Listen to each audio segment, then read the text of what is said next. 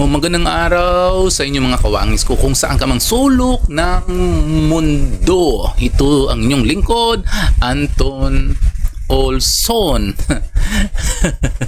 Sa mga hindi pa dyan sa mga hindi pa dyan nakaka-subscribe, subscribe naman kayo dyan, i-likes nyo naman ng mga videos ko. So ngayon, meron tayong reaction ng tungkol kay Larry Gadon. Alam mo, kapalang mukha nito. kung makapagsalita, akala mo napakahanghel. Di ba kung natatandaan nyo yung Kurimaw na to, yung panahon pa ni Pangulong Duterte, yung 2016, di ba? Ang hilig-hilig niya, di ba ito ang hilig niya mag-PI sa mga kalsada, kung ano namang ginagawa niya. Pati piling dikit sa piling nga masyado siyang dikit sa mga Duterte. Lalaking to, no? Yung lalaking to tapos ngayon, pagdating naman 2019 na magkasama si BP Sara, pati si Bongbong Marcos, di ba? Dikit din ang dikit yan doon. Tapos PI din ng PI. Yung nagkaroon ng kalabuan nitong dalawang panig ng Uniteam Kuno, dati Uniteam Kuno. Nako, biglang naghihip ng hangin ng Unyango na to, yung Kurimaw na to. Bago nang hip ng hangin, yung nabigyan ng posisyon niya ni BBM. Ngayon na nangyari sa kanya, di ba? Diyos ko, kung ano lang pinagsasabi dito ang ulupong na to sa mga Duterte, lalong pa kay BP Sara. Tingnan nyo, panoorin nyo ang ulupong na to, ang kanyang mga litanya. The Supreme Court has lost its credibility. Wala nang kwenta yung Supreme Court na yan. Dapat huwag nila sundin because the Senate, the Congress are independent, co-equal body. Ay, paano ngayon yan in the future? Halimbawa, may mag-file ng case against one. Diba? Yung mukhang panda na to na kung magsalita, kung sino siya masyado, no? Kung na-dispark ka, kasalanan mo na yan kasi PI ka ng PI sa kalsada eh. Pati Unyango talaga to eh. Kung saan to yung pwede siyang dikitan, doon siya didikit. Yan po yung Unyango. Kung saan po na pwede dikit at magbabago ng anyo, doon siya magbabago ng anyo. Ngayon nayupak na to, kapal ng mukha. Iba ang kanyang iba ang kanyang pang-unawa sa sarili niya. Ngayon talagang kinakalaban niya na masyado ngayon ng mga Duterte. Di ba? Mukha niya talaga mukha niya parang panda. Ulupong na ulupong to eh. Galit na galit. Hindi ko alam kung bakit nagalit sa mga Duterte. Pero yung panahon pa ng 26 Pangulong Duterte, parang gusto niyang humalik na sa puwit ng mga Duterte to eh. Justice of the Supreme Court. Sasabihin ngayon ng Supreme Court ang constitutional. Hindi na matutuloy. Wala na. No one will ever be impeached from now on. Tapos sasabihin nila, kasi daw maraming complaint, allowed lang once a year. Marami yung nag-file, pero iisa lang yung dinala sa plenary. And that what counts most, kung alon yung dinala sa plenary. Hindi naman, diba? Gigil na gigil masyado si Gadon. Gadon, tigil-tigilan mo na yung pagka-Unyango mo. Kasi kapag sa susunod na mga taon, kapag Duterte na naman ang Duterte naman ang pupuntahan mo. Tignan mo kung magsalita. Ang kapal lang. Pati ngayon, pati Supreme Court, ginagago niya na dahil na-disbar siya. Iba rin tong pag-uguli ng taong to eh. Hindi natin alam. 3 years na lang. Gadoon, 3 years na lang ang pamumuno ni BBM. Mawawala ka na rin sa landas. Tignan natin ang kalalagyan mo. Hindi, sa susunod, pag may gusto palang magpa-impeach sa'yo, sasabihin mo lang sa mga kaibigan, mga 10, 12 kayo, mag-file kayo na iba-ibang kaso. Di wala na. Sina itong Supreme Court is just siding with Sara. Ako nga, dinisbar ako for a much lesser offense. Samantalang si Sara, katakot-takot na pagmumura, katakot-takot na pagbabanta ng pagpatay, ginawa niya, hindi siya dinidisbar. So ang Supreme Court talaga, tuta ng Duterte. Di ba? Grabe, gigil na gigil. Bakit hindi ka nalang magbigti? Kung galit na galit ka kay BP Sara. Kung ako sa'yo, magbigti ka nalang, ulupong ka. Diyos ko, kung umasta to si Gadon, akala mo, kalibal niya lang si BP Sara. Diba? Halata kasi na itong Supreme Court is just siding with Sara. Ako nga, dinisbar ako for a much lesser offense. Samantalang si Sara, katakot-takot na pagmumura, katakot-takot na pagbabanta, ng pagpatay ang ginawa niya, hindi siya dinidisbar.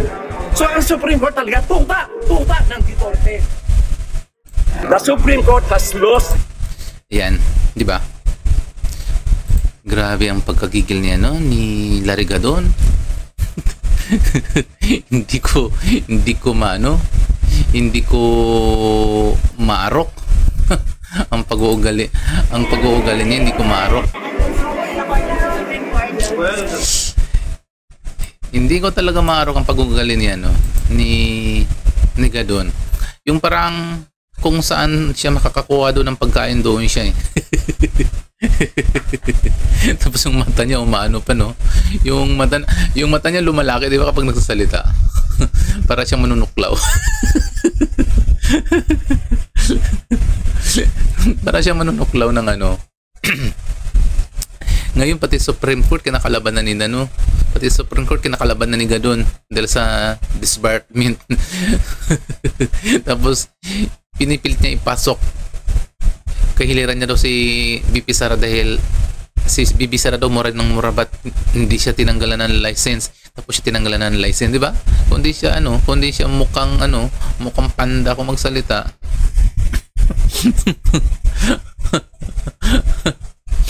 Tingin ko hanggang kailangan kaya to mag-iistorbo to eh. Ito istorbo to sa mga sa mga DDS to eh. Baka tingin ko to may sakit sa may sakit o may tililing. O baka hindi lang nakainom ng gamot. Kasi nga malalay kung magsalita talaga siya eh. Akala mo manununtok. Bakit di mo na lang hamunin si Basti Duterte or si Pulong? Kung gigil na gigil ka. Gigil na gigil lang inayupak na to eh. Buti pa to si Richard Gopis. Tignan mo, yung tinanong siya tungkol sa impeachment ni Edna Santos basta si Santos to reporter to ng reporter ng ni 25. Napaka-professional tingnan niyo, napaka-professional magsalita ni Richard Gomez. Tingnan niyo pa, panorin niyo. Well, the Supreme Court has decided na institutional. So, wala na tayong magagawa. Kahit mag-MR tayo, reading mo, hindi bibigyan. So, sa tingin nyo, tama na po yung mga rapid oras na nasayang Philippine Congress ay mag-focus na sa mga dapat na trabaho? Ako kasi hindi ako kunin pa rin. Ang first time reading ko, kumukuman sa tamang proseso.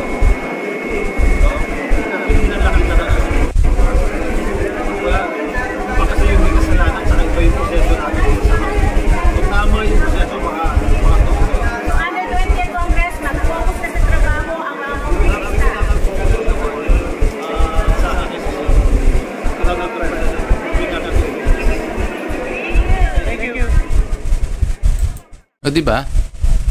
Napaka-professional niya magsalita. Sinasabi dito ni Richard Gomez, kailangan irespeto natin yung kung ano ang sinabi ng Supreme Court. Di ba't mga ganyan lang? Hindi yung kagaya kay Gadon na sigaw ng sigaw, parang gustong manakit ng taong. Dapat maging professional sa'yo sa lahat ng bagay. Gadon, dapat magbago ka na, 2025 na. Ang sayo, panila pagpapanggap ang ginagawa ng Gadon, panila pagpapanggap. Tignan mo, sa 2028, sino naman kaya ang gagaguhin niya?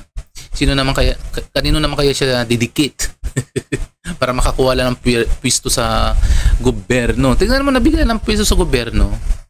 Kung ano nung mga litanyang pinagsasabi ang ulupong na yan.